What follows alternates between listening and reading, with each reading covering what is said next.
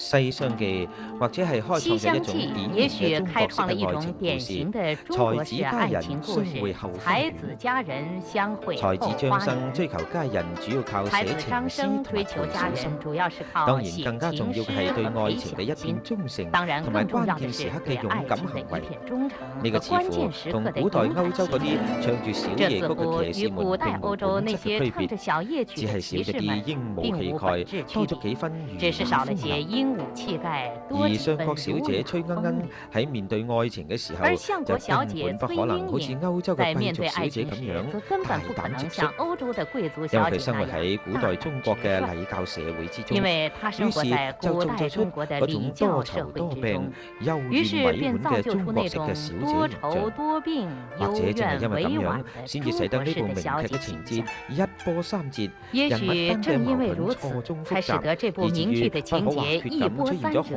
娘人物同埋老間的矛夫人等盾錯呢綜複啲精雜，彩嘅以至愛情促於不可進派同或缺地埋速出現了配派。紅娘和老夫西廂人這記已經樣精彩上演咗的愛情700促進派與佢打促會派。動住唔同時代嘅人們嘅心《西靈，廂記》已經係因為上演了佢贊700同崔鶯年，鶯、它打動張着不生同埋同時代紅娘們人們的千心靈，越功利嘅愛是因情價為他值觀。贊同崔呢個或者鶯鶯、張亦生和都正係劇紅娘們中嘅一句的超越不功利的朽名言：愛情價值觀。願天下這也就是有情劇中的一人終成句不朽名眷屬。